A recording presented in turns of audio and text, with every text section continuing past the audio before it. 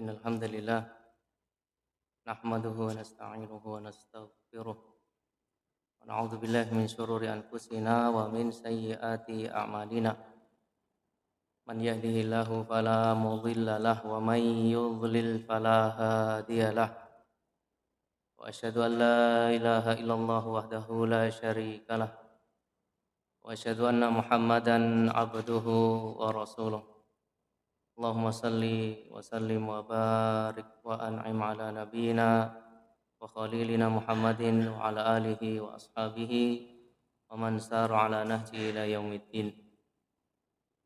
Qala Allah Ta'ala fi kitabihil karim ya ayyuhalladzina amanu taqullaha haqqa tuqatih wa la tamutunna illa wa antum muslimun. Wa qala ta'ala ya ayyuhalladzina amanu taqullaha wa qulu qawlan sadida yuslih lakum a'malakum wa yaghfir lakum dhunubakum wa may yuti'illaha wa rasulahu faqad faza fawzan 'azima. Rabbi israh li sadri wa yassir li amri wahlul 'uqdatam min lisani yafqahu qawli. Allahumma anfa'na bima 'allamtana wa 'allimna ma yanfa'una wa na'udzubika min 'ilmin la yanfa'. Wa nas'alukal huda wat tuqa wal afafa wal ghina ma ba'du. Ma'asyiral muslimin, Bapak Ibu jamaah Masjid Al-Qamariyah yang kami muliakan, alhamdulillah mari kita awali dengan memuja dan memuji Allah Subhanahu wa taala. Bersyukur atas segala limpahan nikmat dan juga karunia-Nya terbukti sampai akhir bulan Syawal ini Allah Subhanahu wa taala masih memberikan kepada kita kesempatan berupa umur panjang, kesehatan, keimanan serta bisa mewujudkannya dengan beribadah salat maghrib berjamaah yang belum Syawal, masih ada waktu.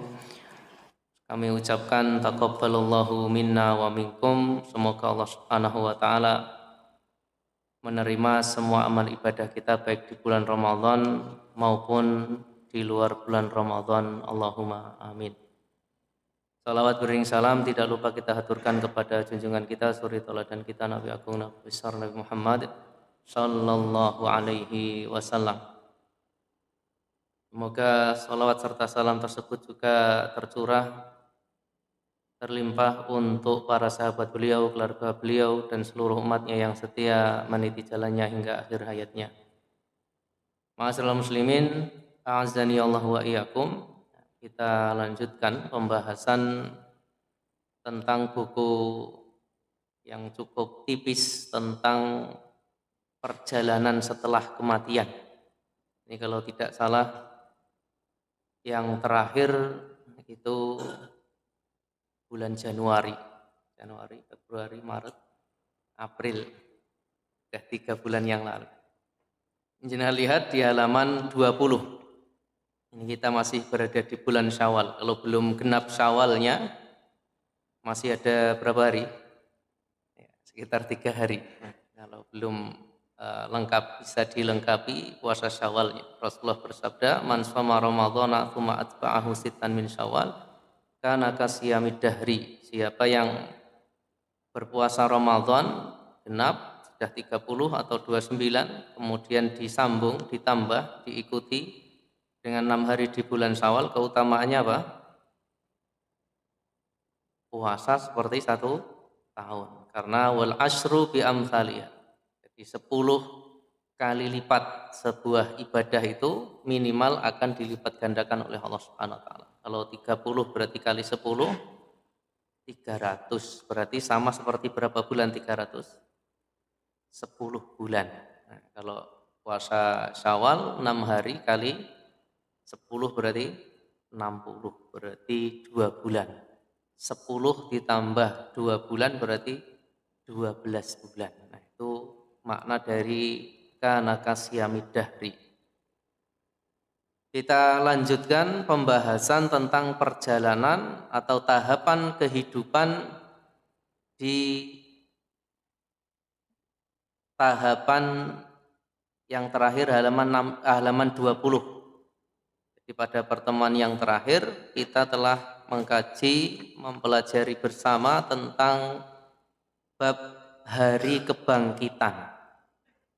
Di antara para ulama terdapat khilaf atau perbedaan bahwa tiupan sangkakala itu ada yang berpendapat dua kali dan ada yang berpendapat 3 kali. Di sini disebutkan 3 kali tiupan. Tiupan yang pertama disebut nafkhatul faza di halaman 20, yaitu tiupan yang mengagetkan dan ini menandai hancurnya alam semesta, gunung-gunung, langit dan seterusnya.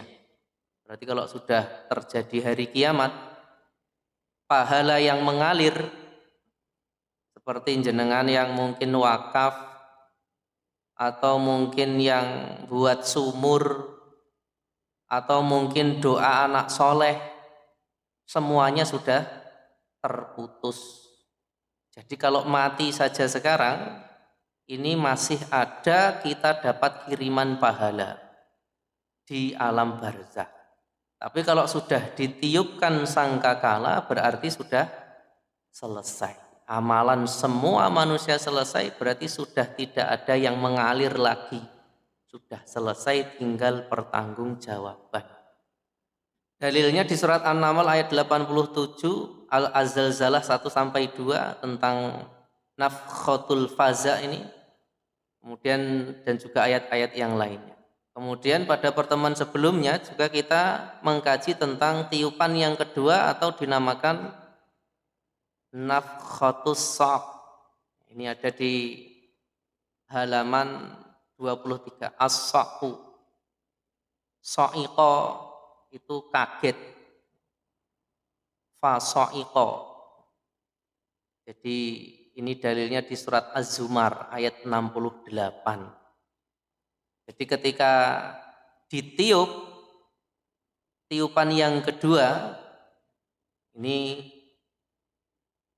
mematikan, tiupan kedua yang mematikan seluruh makhluk di langit dan di bumi kecuali yang dikehendaki Allah. Jadi sampai ada yang menyebutkan ini semuanya sampai para malaikat pun.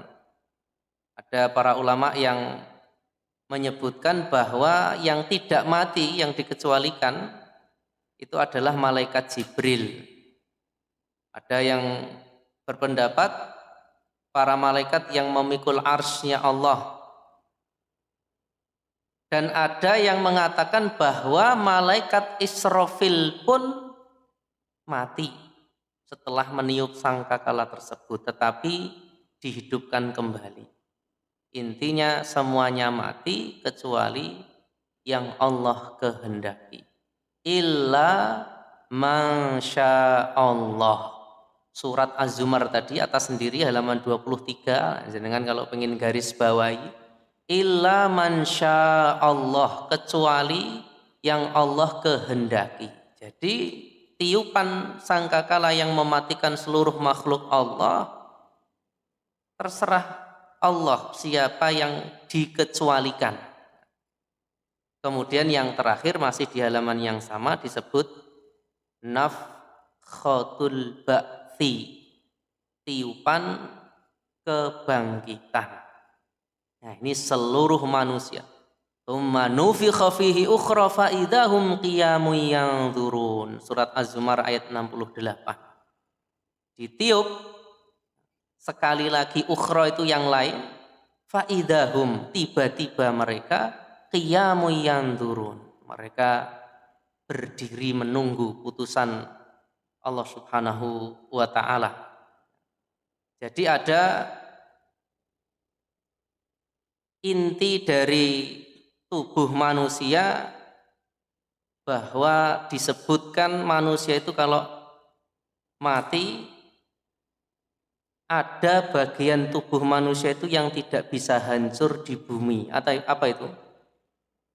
Tulang sulbi atau tulang ekor. Nah, ini saya bacakan tentang tulang ekor ini, bahwa ternyata ada bagian tubuh manusia ini yang tidak bisa hancur setelah jasadnya dikuburkan. Rasulullah bersabda, "Ma baina nafkhataini arba'un." Jarak antara kedua tiupan itu 40. Tidak dijelaskan apakah 40 tahun atau 40 hari. Abu Hurairah bertanya, apakah 40 hari? Beliau menjawab, aku belum bisa memastikan. Abu Hurairah bertanya lagi, arba'una sanah, 40 tahun wahai Rasulullah? Qala abaitu. Maka Rasulullah pun belum bisa memastikan. Qala thumma yunzilullahu minas sama'i ma'an fayanbutuna kama yanbutul baqalu. Jadi nanti turun hujan, sehingga dengan air hujan yang Allah turunkan tersebut, mereka pun tumbuh sebagaimana tumbuhnya tanaman. Laisa minal insani syai'un illa yabla. Jadi manusia itu kalau sudah dikubur itu pasti hancur lebur, kecuali para nabi, jasadnya utuh. Di antaranya adalah illa azman wahidan, hanya satu tulang yang utuh, wa huwa ajbud dzanabi, yaitu disebut tulang ekor atau tulang sulbi. Wa minhu yurakkabul khalqu yaumal qiyamah, dan dari tulang ekor itulah nanti manusia akan tersusun kembali nanti pada hari kiamat. Ini diriwayatkan oleh Imam Bukhari dan Muslim. Nah, adapun hari berbangkit tentu banyak dalilnya dari Al-Quran, sebagaimana yang sudah kita kaji pada bab ini di halaman 23-24. Itu inti dari pembahasan bab hari kebangkitan. Dan dibangkitkan tentu semuanya tergantung amalannya di dunia.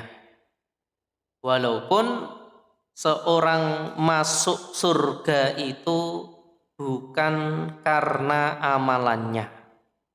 Kita umat Islam atau orang-orang yang Allah masukkan ke dalam surga, masuknya karena apa?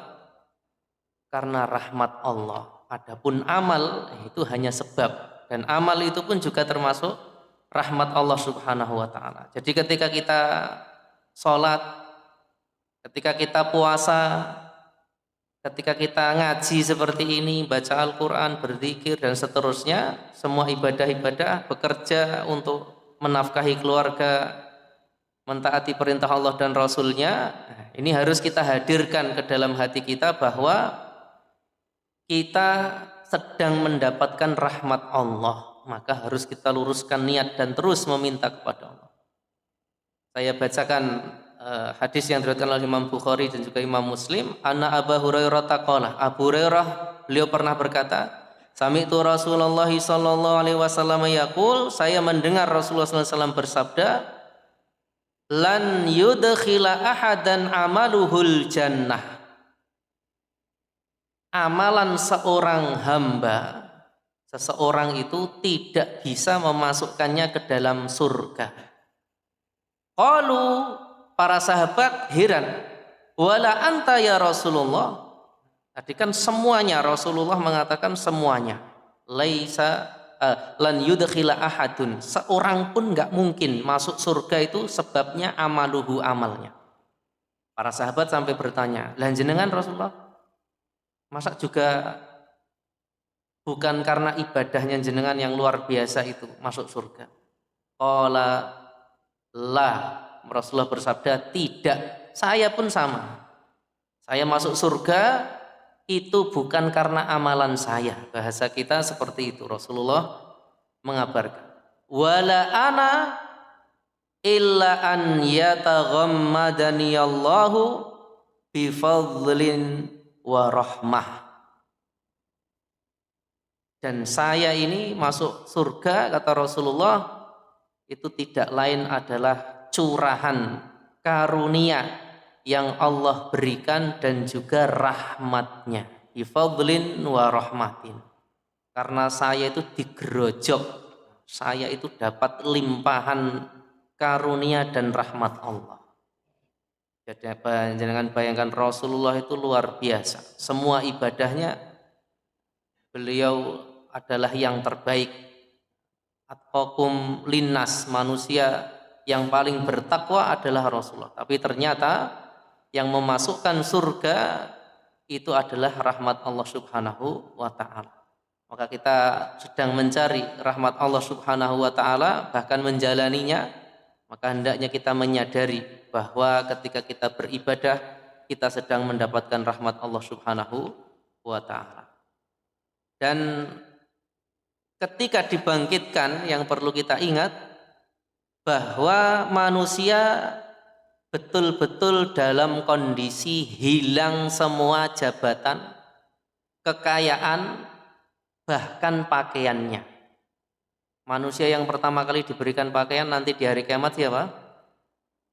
Nabi Ibrahim. Karena beliau dilepas pakaiannya sebelum dilemparkan ke api. Disebutkan dalam hadis-hadis, di sini disebutkan dalam halaman 24, yuhsyarun nasu yaumal qiyamati hufatan auratan ghurlan. Nanti dibangkitkan manusia itu di hari kiamat enggak pakai sandal sepatu. Kalau sepatunya mahal, ini sudah hilang semuanya. Begitu juga auratan, tidak berpakaian sebagaimana ketika lahir di dunia. Ghurlan, yang laki-laki belum dikhitan. Betul-betul ketika dibangkitkan nanti di hari kiamat dia dalam kondisi seperti dilahirkan oleh ibunya.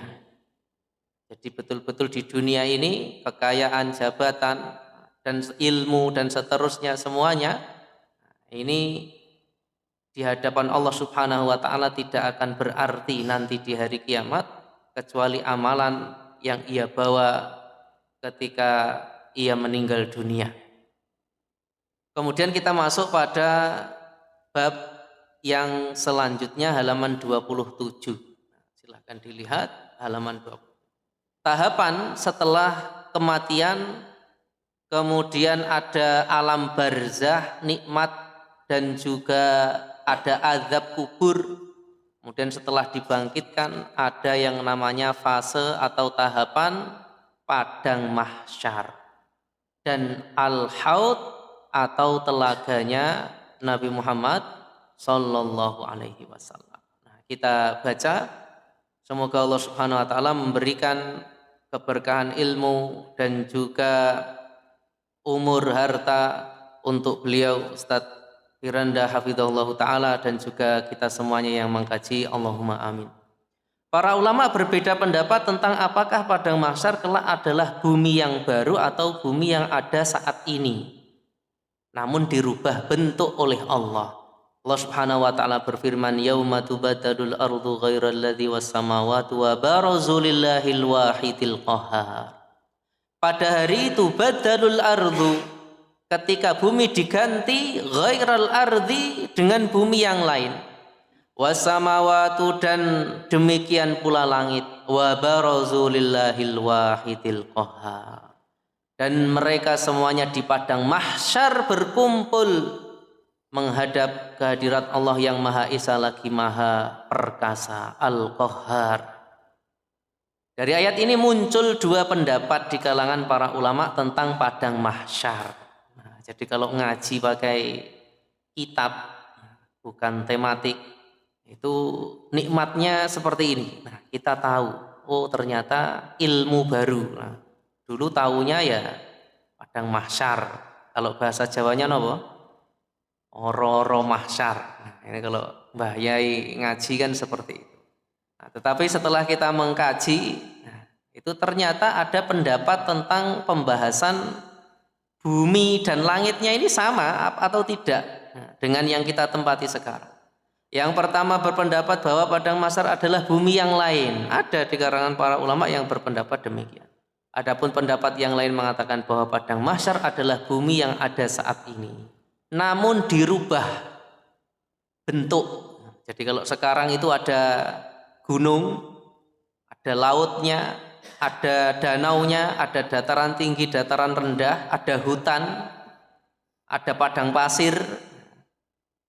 Namun pendapat kedua merupakan pendapat yang lebih kuat. Jadi yang lebih kuat menurut beliau di sini adalah tetap buminya sama yang kita tempati saat ini, tapi dirubah oleh Allah Subhanahu wa taala. Wa idzal ardu muddat, dalilnya. Dan apabila bumi diratakan, surat Al-Insyiqaq ayat 3. Kalau jenengan sudah hafal juz 30 ini surat Al-Insyiqaq, jenengan ketika melewati surat Al-Insyiqaq ayat 3 ini, disitulah dalil bahwa nanti buminya sama. Hanya diratakan semuanya, tidak ada lagi gunung, tidak ada lagi telaga sarangan, enggak ada. Yang ada airnya enggak ada. Semuanya rata, muddat. Dalam Al-Qur'an yang lain, di surat Az-Zalzalah ayat keempat, di surat yang lain, yauma idzin tuhadditsu akhbaroha. Jadi kalau jenengan penasaran, nah, sekarang zaman yang mudah, tidak perlu kita punya perpustakaan yang besar. Jangan cukup pakai HP, itu kan beberapa aplikasi, Masya Allah. Sudah tersedia tafsir yang paling dekat dengan kita, As-Sa'di. Syekh Abdurrahman As-Sa'di, itu tafsir yang mudah dan tidak ada perbedaan pendapat ini, itu mudah, ringkas. Ada tafsir Ibnu Katsir yang lebih lama, abad 8. Nah, atasnya lagi misalnya tafsir At-Tabari atau tafsir yang lama At-Tabari, tafsir tahun 3 Hijriah, 300 tahunan atau 300 Hijriah. Itu akan jenengan dapati, atau tafsir Al-Qurtubi atasnya atau sebelum tafsir Ibnu Katsir. Ayat-ayat seperti ini kalau jenengan lihat nanti akan dibahas tentang pembahasan buminya itu yang dijadikan padang mahsyar, itu apakah bumi yang kita tempati saat ini atau bumi yang lain. Nah, ini beliau kutipkan di sini. Di antara tafsiran ayat ini bahwa bumi akan bersaksi tentang siapa-siapa yang melaksanakan ketaatan di atasnya. Berarti kalau jadi saksi, buminya ganti atau yang sekarang? Yang sekarang. Masa yang saksinya nggak ada? Nah, saksinya pasti yang ada sekarang. Dan siapa-siapa yang melaksanakan maksiat di atasnya pula. Jadi baik dosa ataupun ketaatan itu akan disaksikan atau dipersaksikan oleh bumi yang kita tempati saat ini. Yauma idzin tuhadditsu akhbaroha, surat Idzal atau Az-Zalzalah. Sehingga dari sini sebagian ulama mengatakan bahwa bumi yang kita pijak saat ini adalah bumi yang Allah gunakan sebagai padang mahsyar, akan tetapi kelak bumi akan dibuat berbeda dengan yang ada saat ini. Yang kita sampaikan tadi, sudah nggak ada gunung, nggak ada dataran rendah. Di padang mahsyar orang-orang akan dibangkitkan dalam keadaan beragam kondisinya, macam-macam. Kalau sekarang di dunia, siapa yang uangnya banyak, biasanya tampilannya berbeda, atau mungkin kendaraannya berbeda, rumahnya berbeda, dan seterusnya. Pakaiannya berbeda, gadgetnya berbeda. Tapi kalau nanti di akhirat, kondisinya beraneka ragam, tapi tergantung apa? Amalannya. Orang-orang kafir akan dibangkitkan dalam keadaan mereka berjalan di atas wajah mereka. Na'udzubillah. Disebutkan pula dalam ayat, wajahnya hitam orang-orang kafir. Jadi jangan sampai ada di antara kita yang berani mengatakan, mungkin jenengan pernah dengar ada artis atau tokoh yang mengatakan, enggak apa-apa di neraka, kan enak nanti di neraka sama artis-artis. Na'udzubillah min dzalik. Jadi itu pernah saya dengarkan kalimat itu. Kan itu artis luar negeri itu na'udzubillah min dzalik. Jadi jalannya saja sudah di atas wajah, nggak normal pakai kaki. Atau dengan kata lain mereka berjalan dengan wajah mereka. Saking herannya para sahabat mereka, disebutkan dalam hadis Bukhari. Haddatsana Anas bin Malik radhiyallahu anhu, telah bercerita kepada kami sahabat yang mulia Anas bin Malik, semoga Allah meridhai beliau. Anna rajulan qala, ada seorang yang berkata, ya Nabi Allah, wahai nabinya Allah, kaifa yusyarul kafiru ala wajhihi.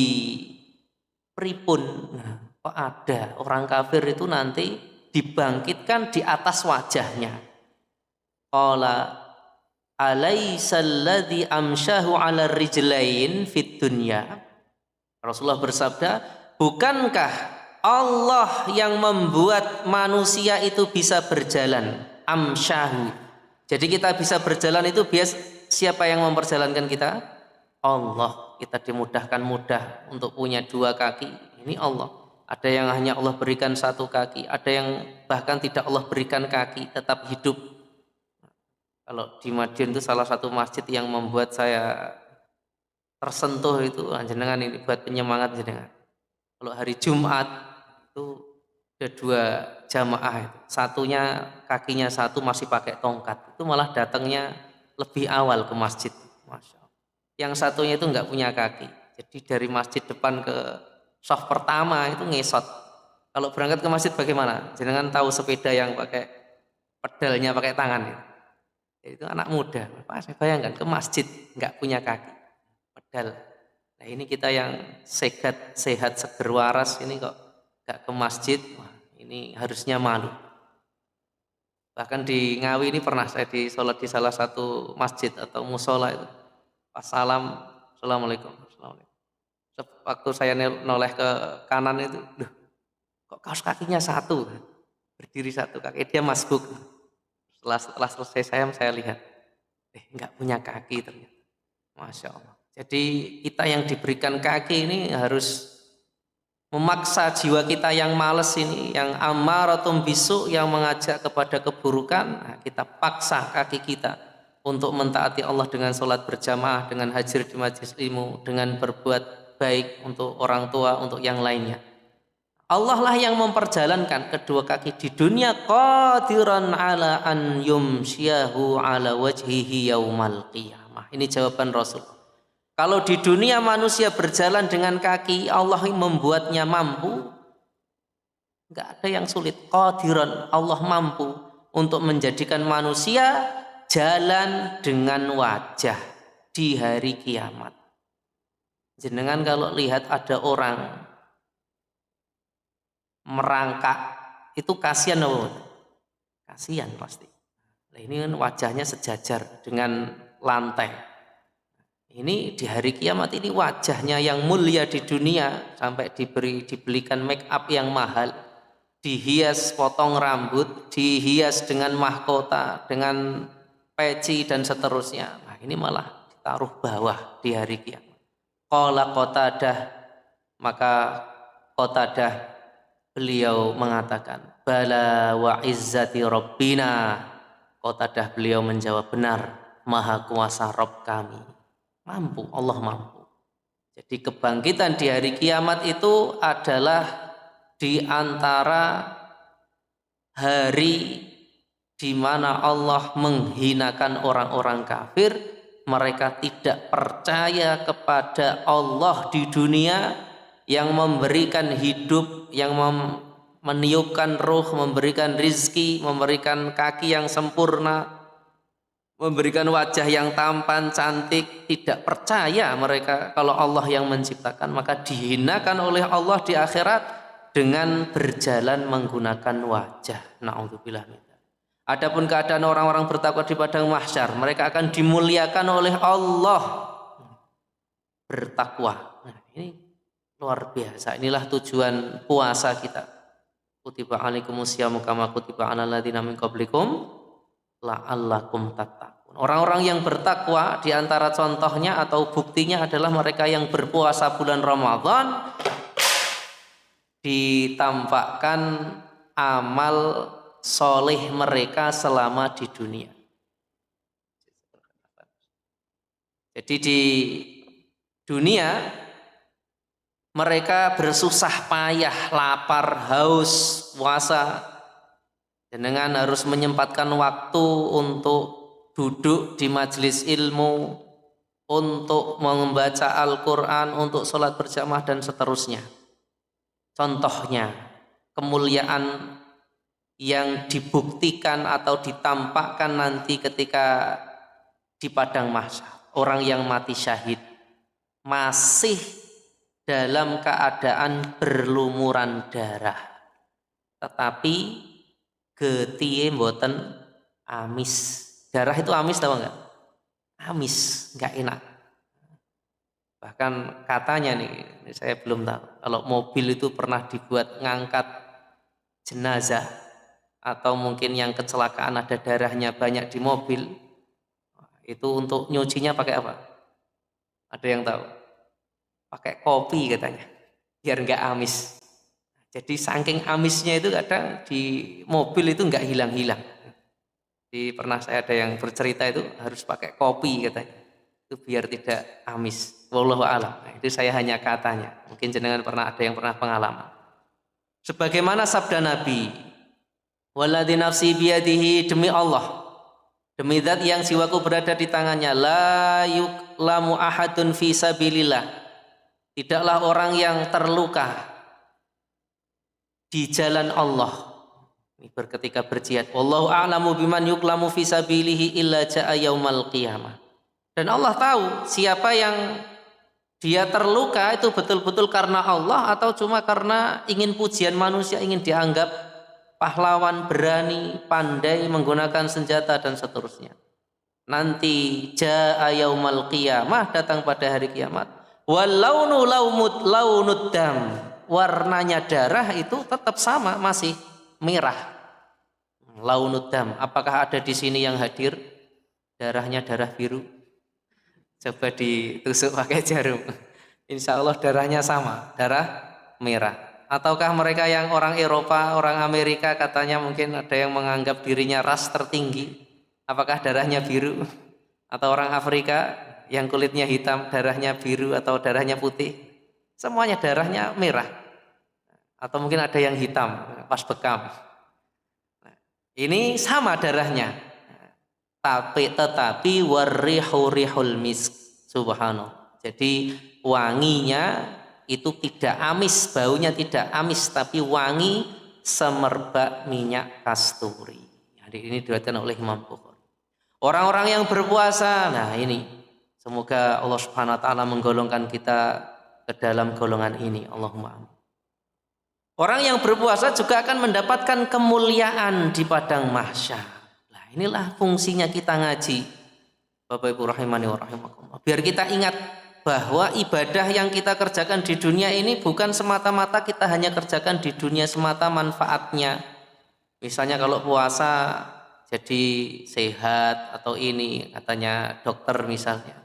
Atau seorang ketika sholat berjamaah dia sujud ruku, ini katanya kalau sujud itu diteliti nanti darahnya mengalir ke otak mudah sehingga fresh dan seterusnya misalnya. Bukan itu, tetapi di antara kemuliaan di akhirat, nah, itu di antaranya orang berpuasa itu disebutkan di dalam sabda beliau diriwayatkan oleh Imam Muslim. Walladzi nafsu Muhammadun biyadi, sampai beliau bersumpah demi zat yang jiwa Muhammad ada di tangannya. La khulfatu fami shaimi. Jadi bau mulutnya orang berpuasa, bau napa mboten di dunia? Bau, tidak perlu dihahkan ke temannya. Walaupun katanya seorang yang gosok gigi ketika puasa pun tetap bau, karena bau itu muncul dari rongga-rongga tenggorokan yang kosong atau dari perutnya yang kosong, dari lambungnya yang kosong. Atyabu indallahi min rihil misk. Jadi lebih harum atyabu itu. Jadi Nabi itu diantara kecintaannya adalah suka memakai minyak wangi. Maka dikatakan para ulama diantara bentuk tidak boros itu adalah membeli minyak wangi. Nah, ini karena diantara sunnah atau diantara kecintaan Rasulullah SAW. yuhibbut tiba, Rasulullah itu mencintai minyak wangi, suka pakai yang wangi. Maka kalau jenengan tahu ada saudaranya yang sholat berjamaah pakai minyak wangi, ini bukan kok karena ikut aliran tertentu, karena ngaji ke Al-Qomariyah. Wah ini nek ngaji ning Al-Qomariyah biasanya nggak minyak wangi. Nah, bukan, ini karena mengikuti Rasulullah. Nah, walaupun di manapun ketika tahu hadis ini, insya Allah akan diamalkan, berusaha. Jadi ketika berangkat ke masjid tidak bau pete, atau bau jengkol. Nah, ini dijaga. Lebih harum indallahi di sisi Allah min rihil misk, dari wanginya minyak kasturi. Wallahu ta'ala alam. Apakah minyak kasturi zaman dulu itu masih sama wanginya seperti minyak sekarang? Dan minyak wangi itu jangan kira jenengan harganya cuma 20.000, 50.000. Kita beli minyak wangi 100.000 aja sudah wah. Tapi kalau jenengan tahu harga minyak wangi yang kelasnya orang-orang elit itu, kadang bisa buat apa? Jadi segini itu pernah ada yang bilang harganya kita mungkin beli cuma 20.000, 30.000 lah. Beliau ini beli, seingat saya itu 750 real. Berapa itu? Ya, kalau kali 4.000, 7 aja. 700 kali 4 berarti berapa itu? Ya segitu harga kali 4.000 kalau 1 realnya. Itulah harga minyak wangi. Jadi macam. Jadi kalau yang harga 15.000, 10.000 minyaknya harumnya cuma katanya ditinggal dapat 1 rakaat sudah hilang katanya. Jadi kalau minyak yang mahal itu sampai seminggu mungkin nggak hilang-hilang. Jadi ini minyak wangi di sisi Allah tentu lebih dahsyat dari minyak wangi yang kita dapati di dunia. Maka puasa itu jangan dikira sia-sia hanya haus dan lapar. Kalau kita tahu keutamaannya, nanti akan dimuliakan orang-orang yang berpuasa tentu lillah. Jadi man soma ramadhana imanan, karena keimanan, itu nanti lebih harum dari minyak kasturi. Sebagian ulama mengatakan bau-bau tersebut akan tercium pada hari kiamat sehingga dia terkenal. Masya Allah. Sampai orang-orang itu lain tahu. Nah, dengan ketika ada teman sampingnya pakai minyak wangi, wah ini baunya sampai selesai sholat, wah masih bertahan, ketemu lagi masih, wah ini mahal ini pasti minyak wanginya. Dia dikenal nanti di hari kiamat, orang-orang tahu bahwa dia adalah orang-orang yang suka berpuasa. Masya Allah. Senin Kamis dijalani, Ayyamul Bid, hari-hari putih, tanggal berapa? 13, 14, 15 setiap bulan. Ini kalau bisa, kalau tidak bisa kata para ulama pendapatnya sebagian, yang penting 3 hari setiap bulan, tidak harus 13, 14, 15. Ada yang luar biasa, puncak dari puasa sunnah, apa itu? Puasa Daud. Ada atau tidak kira-kira kaum muslimin yang sampai hari ini mengamalkan puasa Daud? Ada, jangan kira jenengan tidak ada. Saya tahu orangnya, Masya Allah, jadi sampai kadang kok telaten di sehari puasa sehari, padahal kerja panas ini dia dijalani masih hidup. Maksudnya orang puasa itu ya tidak mati, maksudnya dia betul-betul menjalankan. Luar biasa. Jadi ada yang menjalankan itu. Yang penting harus puasa di jalan Allah, bukan puasa ngerowot, apalagi ngebleng. Ada puasa lagi mutih. Nah, ngelakoni itu hati-hati. Apakah Rasulullah mengajarkan? Tidak. Puasa weton. Kamu kenapa puasa? Karena ini adalah tonku. Saya ditok nih neng dunya ya hari ini. Hari Rebu Wage misalnya. Nah, jadi sehingga saya harus puasa. Ini tidak, Nabi tidak mengajarkan. Setiap ibadah yang tidak diajarkan oleh Rasulullah tidak akan diterima. Man amila amalan laisa alaihi amruna fahuwa raddun. Barang siapa yang beramal dengan suatu amalan laisa alaina, man amila amalan laisa alaihi amruna, tidak ada urusannya denganku, saya tidak tidak mengajarkan, saya tidak mengajarkan puasa aneh-aneh itu. Jadi raddun, nanti akan ditolak di akhirat. Sudah capek-capek, haus, lapar di dunia, tidak ada hasilnya di akhirat. Maka harus digarisbawahi, berpuasa yang baunya harum semerbak nanti di padang mahsyar hanya yang puasa karena Allah. Yang kedua harus sesuai sunnah, harus diajarkan oleh Rasulullah. Nah terus bagaimana kalau orang puasa dengan puasa-puasa yang tidak diajarkan kok bisa minta pahala kepada Rasulullah apa kepada Allah? Allah saja tidak menjanjikan pahala kok. Tidak menjanjikan kemuliaan di akhirat kok. Maka kalau ada amalan ibadah yang tidak Nabi ajarkan, sebetulnya tidak ada jaminan kemuliaan, tidak ada jaminan pahala, keutamaan di akhirat. Karena Rasulullah tidak mengabarkan. Wong yang dikatakan hadis Nabi saja masih ada yang lemah, bahkan ada yang palsu. Nah, masa kita enggak hati-hati imitasi kawi? Lawang jenengan dikasih uang palsu aja marah apa enggak? Marah. Lah ini kok dikasih amalan palsu kok? Nah, aneh ini. Ini kalau ada orang ngamalkan hadis palsu. Nah, dulu yang paling saya ingat itu kalau bukan hadis itu ya itu. Sumu tasihu. Berpuasalah kalian akan sehat. Ternyata hadis atau bukan? Bukan. Kalau Pak Dokter ya mungkin ya. Tapi kalau Nabi tidak. Jadi rumusnya di dalam beragama harus kita ingat-ingat betul kalau kita ingin dapat kemuliaan di padang mahsyar, diantaranya jangan sampai beribadah tanpa petunjuk atau ajaran atau sunnahnya Rasulullah. Kan sudah sering kita sampaikan di masjid ini. Nah ini kurban sebentar lagi. Sahabat Nabi masih hidup, berkorban saking semangatnya disembelih kapan? Sebelum sholat Idul Adha. Jadi siapa yang menyembelih sebelum sholat Idul Adha, maka dia bukan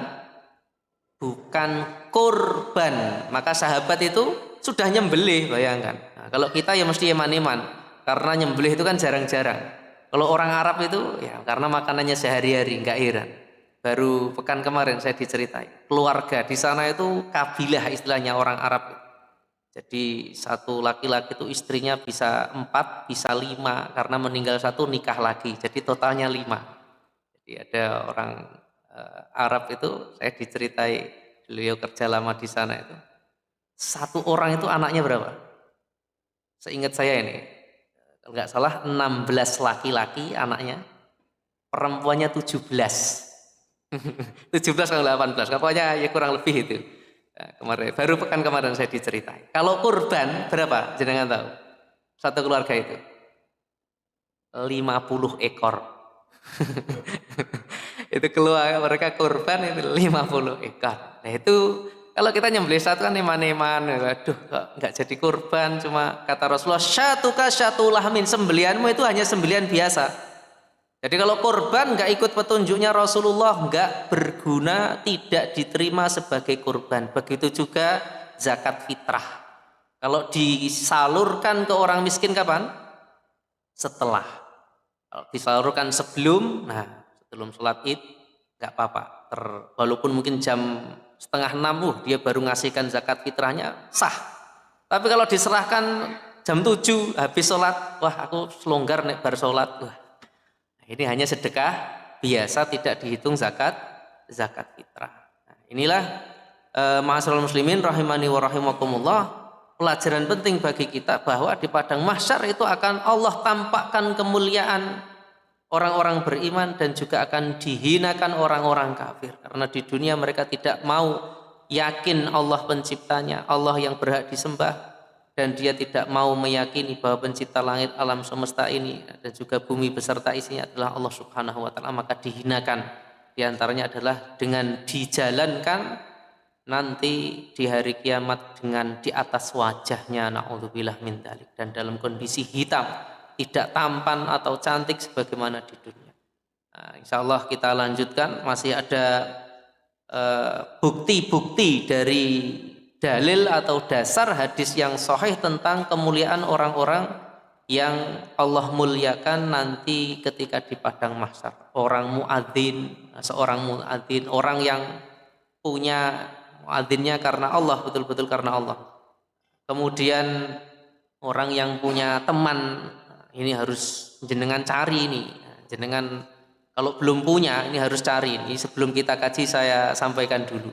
Teman karena Allah, bukan karena pekerjaan, bukan karena pernah dihutangi, bukan karena pernah dibantu misalnya ekonominya atau dan seterusnya. Nah, intinya harus karena Allah, nanti akan betul-betul dimuliakan. Nah, kita baca dalil-dalilnya insyaallah pada sebulan lagi atau 2 pertemuan lagi insyaallah. Biidznillah. Semoga bermanfaat, ada kurang lebihnya kami maaf. Kita akhiri subhanakallahumma bihamdika asyhadu an la ilaha illa anta astaghfiruka wa atubu. Assalamualaikum warahmatullahi wabarakatuh.